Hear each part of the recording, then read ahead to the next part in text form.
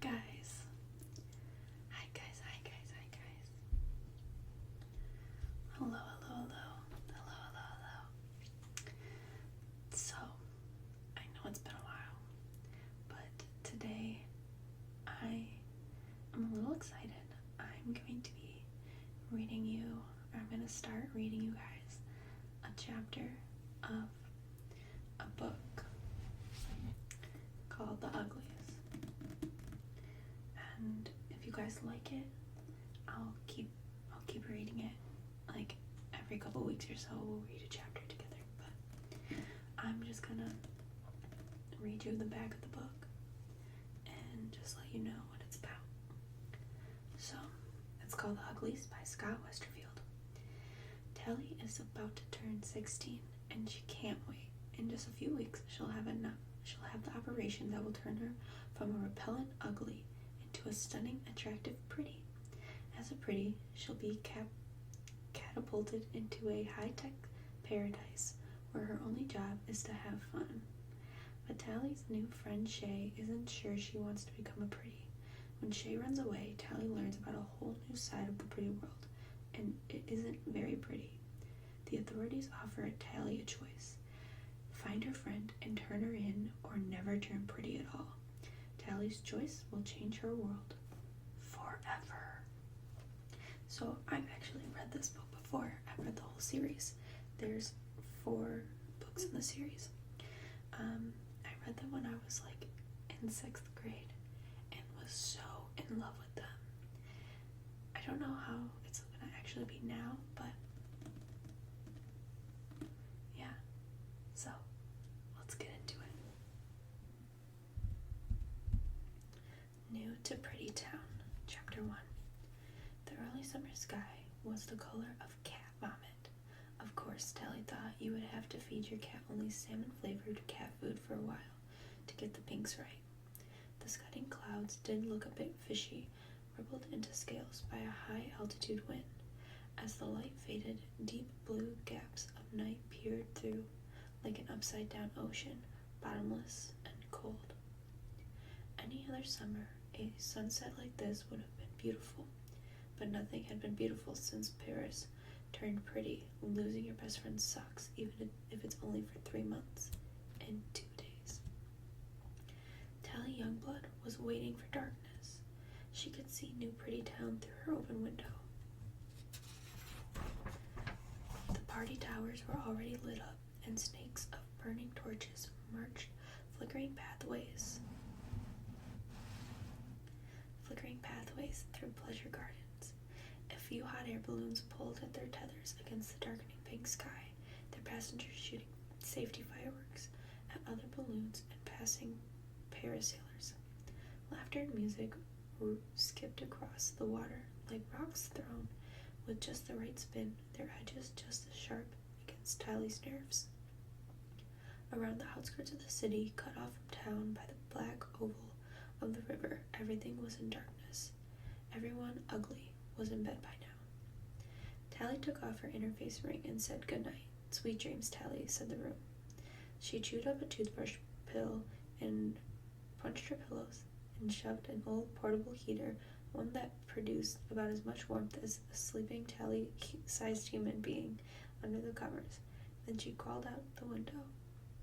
Outside, with the night finally turning coal black above her head, Tally instantly felt better. Maybe this was a stupid plan, but anything was better than another night awake in bed feeling sorry for herself. On the familiar leafy path down to the water's edge, it was easy to imagine Paris. I'm really not sure of this person's name. I think it's Paris. Stealing silently behind her, stifling laughter, ready for a night of spying on the new pretties together. She and Paris had figured out how to trick the house minder back when they were 12, when the 3-month difference in their ages seemed like it would never matter. Best friends for life, Tally muttered, fingering the tiny scar on her right palm. Water glistened through the trees, and she could hear the wavelets of a passing river skimmer's wake slapping at the shore.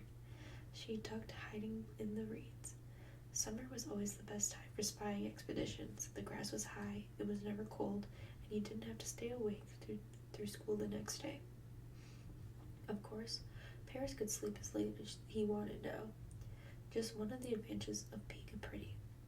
The old bridge stretched massively across the water, its huge iron frame as black as the sky. It had been built so long ago that it had held up its own weight without any support from hover struts. 1,000,000 years from now, when the rest of the city had crumbled, the bridge would probably remain like a fossilized bone. Unlike the other bridges into New Pretty Town, the old bridge couldn't talk or report trespassers, or more importantly. But even silent, the bridge had always seemed very wise to Tally, as quietly knowing as some ancient tree. Her eyes were fully adjusted to the darkness now, and it took only seconds to find the fishing line tied to its usual rock. She yanked it and heard the splash of the rope tumbling from where it had been hidden among the bridge supports. She kept pulling until the invisible fishing line turned into wet, knotted cord. The other end was still tied to the iron framework of the bridge. Tally pulled the rope taut and lashed it to the usual tree. She had to duck into the grass once more as the river skimmer passed. The people dancing on its deck didn't spot the rope stretched from the bridge to shore. They never did. New pretties were always having too much fun to notice little things out of place. When the skimmer's light has faded, Tally tested the rope with her whole weight. One time it had pulled loose from the tree, and both she and Paris had swung downward, then out over the middle of the river before falling off, tumbling into the cold water. She smiled at the memory, realizing that she would rather be on that expedition, soaking wet in the cold with Paris, than dry and warm tonight, but alone. Hanging upside down, hands and knees clutching the knots along the rope, Tally pulled herself up into the dark framework of the bridge, then stole through its iron skeleton across New Pretty Town. She knew where Paris lived, from the one message she had bothered to send since turning pretty. Paris hadn't given an address, but Tally knew the trick for decoding the random-looking numbers at the bottom of a ping. They led into some place called Garble Mansion in the hilly part of town. Getting there was going to be tricky. In their expeditions, Tally and Paris always stuck to the waterfront, where the vegetation and dark backdrop of Uglyville made it easy to hide. But now, Tally was headed to the center of the island, where floats and revelers populated the bright streets all night. Brand new pretties like Paris always lived where the fun was the most frantic. Tally had memorized the map, but if she made one wrong turn, she was toast. Without her interface ring, she was invisible to vehicles. They would just run her down like she was nothing. Of course, Tally was nothing here. Worse, she was ugly, but she hoped that Paris wouldn't see her that way. Tally had no idea what would happen if she got caught. This wasn't like being busted for forgetting her ring, skipping classes, or tricking the house into playing her music louder than allowed. Everyone did that kind of stuff, and everyone got busted for it. But she and Paris had always been very careful about not getting caught on these expeditions. Crossing the river was serious business. It was too late to worry now, though. What could they do to her anyways? In 3 months, she'd be a pretty herself.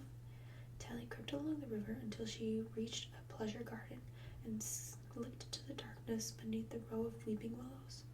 Under their cover, she made her way alongside a path lit by guttering flames. A pretty couple wandered down the path. Tally froze, but they were clueless to who, too busy staring into each other's eyes to see her crouching into the darkness. Tally silently watched them pass, getting that warm feeling she always got from looking at a pretty face. Even when she and Paris used to spy on them from the shadows, giggling at all the stupid things the pretties said and did, they couldn't resist staring. There was something magic in their large and perfect eyes, something that made you want to pay attention to whatever they said, to protect them from any danger, to make them happy. They were so pretty. The two disappeared around the next bend, and Tally shook her head to clear the mushy thoughts away. She wasn't here to gawk. She was an infiltrator, a sneak, and ugly. She had a mission. The garden stretched up into town, winding like a black river through the bright party towers and houses. After a few more minutes of creeping, she startled a couple hidden among the trees. It was a pleasure garden after all. But in the darkness they couldn't see her face, and only teased her as she mumbled an apology and slipped away. She hadn't seen too much of them either, just a tangle of perfect arms and legs. Finally, the garden ended a few blocks from where Paris lived. Tally peered out from behind the curtain of hanging vines. This was farther than she and Paris had ever been together, and as far as her planning had taken her. There was no way to hide herself in the busy, well-lit streets. She put her fingers up to her face and felt the wide nose and thin lips, the too-high forehead, and the tangled mass of frizzy hair. One step out of the underbrush, and she'd be spotted. Her face seemed to burn as the light touched it. What was she doing here? She should be back in the darkness of Uglyville, awaiting her turn. But she had to see Paris. She had to talk to him. She wasn't quite sure why exactly, except that she was sick of imagining 1,000 conversations with him every night before she fell asleep. They'd spent every day together since they were littles. And now, nothing. Maybe they could just talk for a few minutes. Her brains would stop talking to imaginary Paris. 3 minutes might be enough to hold her for 3 months. Tally looked up and down the street, checking for side yards to slink through. Dark doorways to hide in. She felt like a rock climber, facing a sheer cliff, searching for cracks and handholds. The traffic began to clear a little, and she waited, rubbing the scar on her right palm.